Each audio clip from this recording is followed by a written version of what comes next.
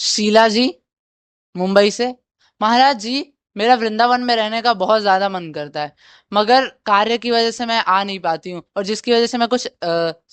भजन नहीं कर पाती हूँ, जैसे कि सेवा या फिर संत संग, या फिर मैं किन्हीं बड़े महापुरुष का दर्शन नहीं कर पाती हूँ। तो मुझे क्या करना चाहिए? हाँ, वृंदावन अगर वास किसी परिस्थितिवश नहीं हो पा रहा है तो इसके लिए क्या है कि कोई दिक्कत नहीं, आप जहां भी हैं, आप वृंदावन जब आते हैं तो वृंदावन की परिक्रमा की पूरी जो है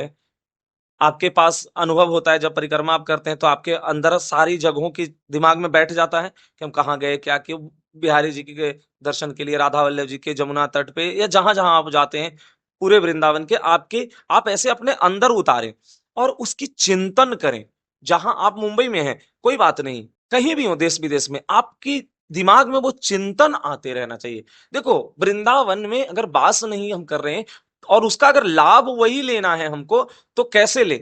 जो वृंदावन में, सब लोग तो वृंदावन में वास नहीं कर सकते हैं, अरबों लोग हैं, तो वृंदावन में वास तो सब नहीं कर सकते। तो उनको क्या करना चाहिए, जैसे वृंदावन में जैसे वो कभी भी आते हैं, अगर वो आ नहीं पा रहे हैं तो वृंदावन के अगर वीडियो फोटो जो भी उनको मिल, उसको उतारें, चिंतन करें, उसी को चिंतन करें, वही लाभ उनको मिलेगा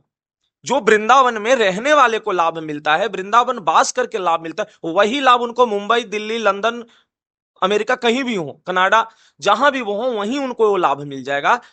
जब वो चिंतन वृंदावन का करेंगे। हमेशा मन में चिंतन वृंदावन का हो। अब रही बात संतों की सेवा,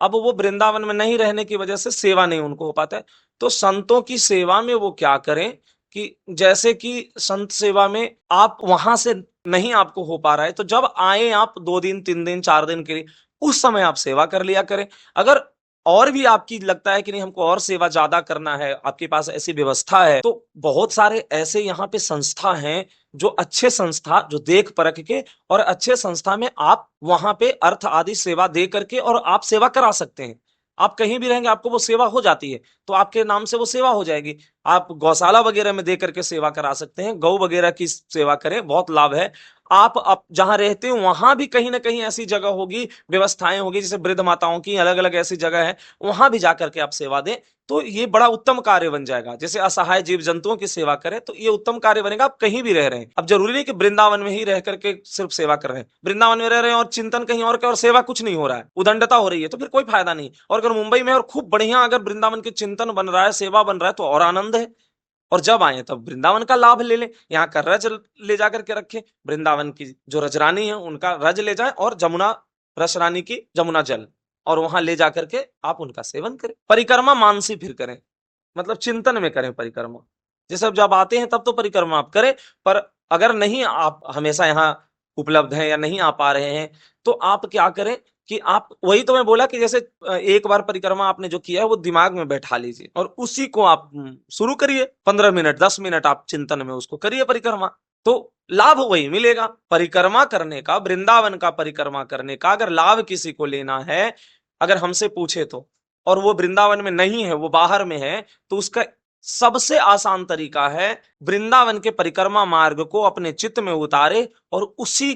को चिंतन करते हुए परिक्रमा करें 10 से 15 मिनट, कि हमने यहां से चला, हम बाराह घाट से चले, या हम जिस घाट से, आरती घाट से चले, या हम राधा टीला से चले, तो वहां से चल करके हम यहाँ पहुंचे, अब यहाँ आए, जमुना जी में गए, आचमन किए, आरती घाट पर पहुंचे, ऐसे कर करके वो पूरे वृंदावन की चिंतन करते हुए परिक्रमा कर ली, तो लाभ वही मिल जाएगा परिक्रमा करने।